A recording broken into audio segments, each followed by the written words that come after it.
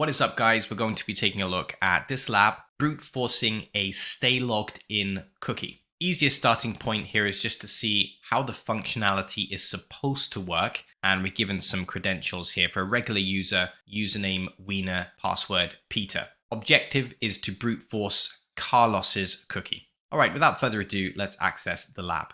Let's imagine we're looking to log in as a regular user. We click on My Account. We have been given some valid credentials, username Wiener, password Peter.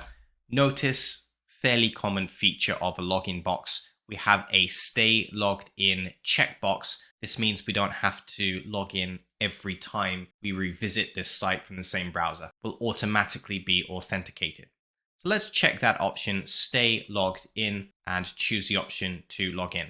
Now, one thing to notice here is that when we are successfully authenticated, we have this output update email to the screen. That may not immediately seem relevant, but we're going to grep output for this particular string update email as an indication that the brute force of the victim's cookie has been successful. So note that when we're successfully logged in, the page says update email. So here's a copy of the request sent to /myaccount. We can see as part of the query string there, we have the ID parameter equals Wiener. And we also have a value in our headers for the cookie. We can see there is a session ID, but also we have a stay logged in value, and we're given a string for this. Now, this is obviously unreadable at this stage, but if we highlight the string, we see that over on the right-hand side in the inspector, that burp automatically detects that this is probably a base 64 encoded string, and it's able to decode that string for us. If it wasn't automatically decoded, we could head over to the decoder and we could experiment with different types of encoding, figure out whether there's an underlying readable value. Now, the decoded version of this string is Wiener, that's the username, colon, followed by another unreadable string, which is likely in an encoded format also. Now, once again, we don't automatically know how that string has been encoded, although we can make some logical guesses, and we will find, depending on, let's say, the hashing algorithm used, that certain strings have certain signatures. Could be the character set that's used. It could be the length of the resultant hash. So in this case, we're going to make an educated guess that this is the result of an MD5 hashing algorithm. Now, we can confirm that simply by making use of the Linux command line tool MD5 sum. Now, often this is used to get the hash of a file, but we can actually use the command to get the MD5 hash of a string by echoing the string and piping it into the MD5 command. So we're going to make use of bash echo. We'll use -n. This is going to exclude any new line characters from the echoed string. And we're going to echo our password string, which is Peter in this case. We're then going to pipe the output to the MD5 sum command. Notice we get a string starting in 51, ending in 770. Taking a look at the string that was decoded using base 64, we see that same MD5 hash starting with 51 and ending in 770. In other words, after we base 64 decode the stay logged in value, we are left with the username, a colon, then the MD5 hash of the password. Now, at this stage, we are going to log out of our account, and we're going to attempt to re-access the account by tampering with the value of the cookie. Now, it's not too much of a feat in this case because we already know our password anyway, so it's pretty easy to generate that cookie if we wanted to. Question is, can we have a proof of concept that we can recreate that cookie without using the site's built-in login system? So here's the request sent to /myaccount. We have the value of the stay logged in cookie, and we're going to attempt to recreate that. So we'll delete the current value of the stay logged in cookie, and then we're going to add payload positions either side of the stay logged in value. Let's then go to payloads. And under payload processing, we're going to be adding some rules, but we will start with a simple payload of our password in this case, which is going to be Peter.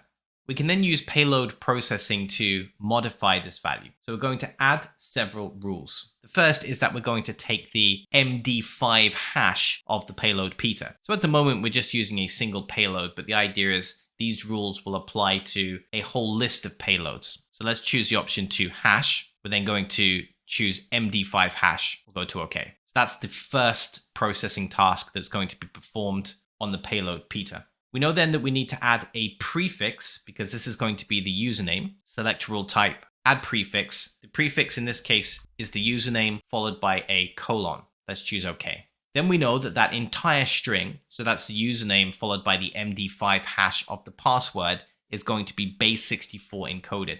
Let's add another rule, encode, base64 encode. Let's choose OK. You can see there are 3 steps there. Let's choose start attack.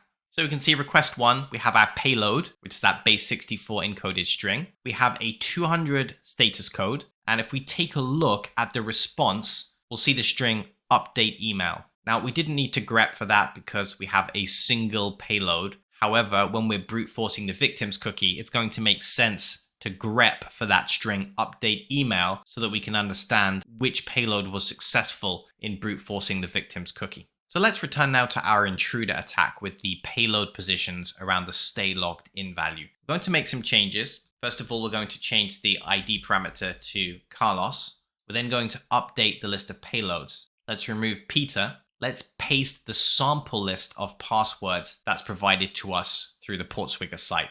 We're still going to be taking an MD5 hash, but the prefix we're going to add is no longer going to be Wiener, it's going to be our target Carlos. So instead of Wiener colon, we're going to use Carlos colon. But we then proceed to base64 encode in exactly the same way.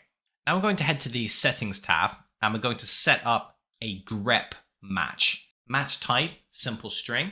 Let's clear the existing list and we're looking to match the string update email. We'll click add to add this to the list of strings that are being grepped for. And with everything in place, we can choose the option to start attack. And we're looking for a result that has a match in the update email column. In this case, we see request 45 gets a 200 response. The other requests get a 302 redirect to the /login. In other words, this user's not authenticated. Please log in. However, with this particular payload, we get the status code 200 and we get a 1 in the update email column. If we check out response, we can see that we do in fact have the update email string as part of that response. Now, if we head back to the lab, it detects that we have actually accessed Carlos's account and we get the flag, congratulations, you solved the lab.